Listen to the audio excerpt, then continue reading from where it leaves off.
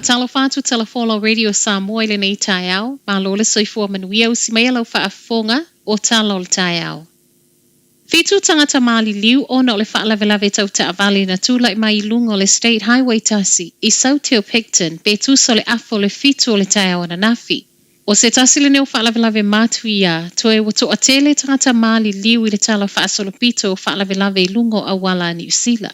Ripotia le Herald o le van na malanga atu waile to aiva, ma e whaapea wa ia kolo sia le laina o ngā totono le awala, ma feto aia I loa ma le loli la o loa. O le isi to alua le pasese le van na awina atu le fale mai Wellington e ona o manu anga tu ngā. Ai mole ave loli e na o nai manu anga miti, ma o le loli al kamupania le Big Chill Distribution. O lo so e pia nei le mafua anga o le whaalawelawe, ma o le awa ai foi I le saunga le mua le awala. Mai leo wa toe whaamanatu ai, e peo le emo le mata, le vave ave e seo I lato nei ono le whaalawelawe.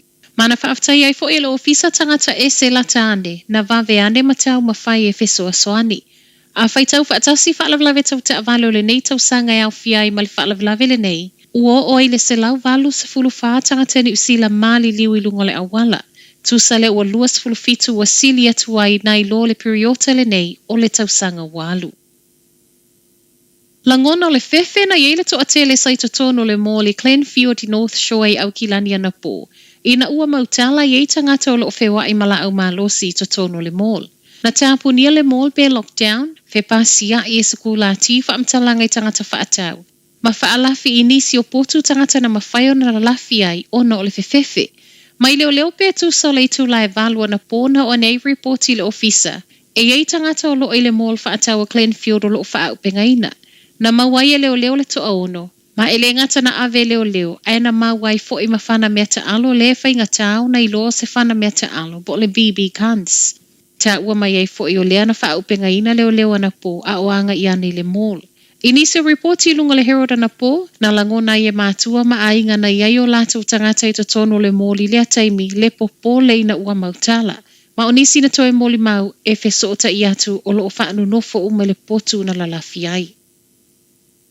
Levo le po lasa to na ia malama na nafi. Na whaate ia ila ufai ngā luenga le McDonald's I au kilani na ua whaasi I lima ma whaata atu ia ila la au malo si ai ngāo ia tupe. Whaamaunia leo lata I le tolu o le vaveo na nafi na ngāo ia ila la lale nei le McDonald's I Cavendish Drive I Papatoetoe. To atolu na tata eina le tioata. Ai whaasi I lima le sui ala ufai ngā luenga ma ngāo ia loa tupe o lo I totono le tiol. Ai sosola ese. E o mai le taimi tu whaata sieta la fau le isa isi wa mōli al mta upule nei ma o loo whaawo pia so esu e ngā leo.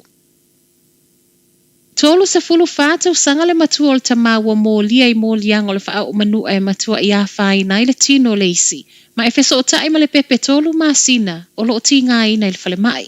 O le aso tofi na whaau ane ai reporti leo me le whalo se tasi o ai ngai Masterton. Ma ina ua o atu na ma wai le pepe tolu masina ma manu anga tu ngā. Ma o nei manu ai le whaapia na mafua ona o se mea na tupu whaafosei. Na whaatope atuailea pepe le whale mai Masterton, muli ai whaawau I le whale mai o tamaiti le Starship I au kilani. O lo o whaawau pea so esu e ngā leo, ma le tala e le whai ngōwhia I tangata a fia le mea na tupu, ma o lo o whaia pea nei whaatala noanga. O le so e tula I eile ta maua mōlia I luma o le whaamisinonga whai tū māloi Masterton. Whai watu se reporti le COVID le whai unga le vaiaso. Tolu afe lua se lau tolu se fulu 5 cases for will community na whailo mai ana nafi ele soifua maloloina. O nei wha maunga nāwa o mai I totonu le luas fulu whai tūlai o mai ana nafi. Mai siaki PCR se lau ma le lua. A o leisi tolu afe se lau mo na tupu o siaki e wha o ngai rapid antigen test. I totonu le atunu atoe o mai ana nafi o tolu se lau 5 se fulu wono tangata tau fia I whale mai ona o le virusi. Ma e to a 5 o loo I potu ti ngā ina. To a 5 tangata mali liu wha au popo ripotia, ma e o mai ana nafi, ua afe wha se lau ma le ono tangata mali liu a New Zealand ono le wha mai.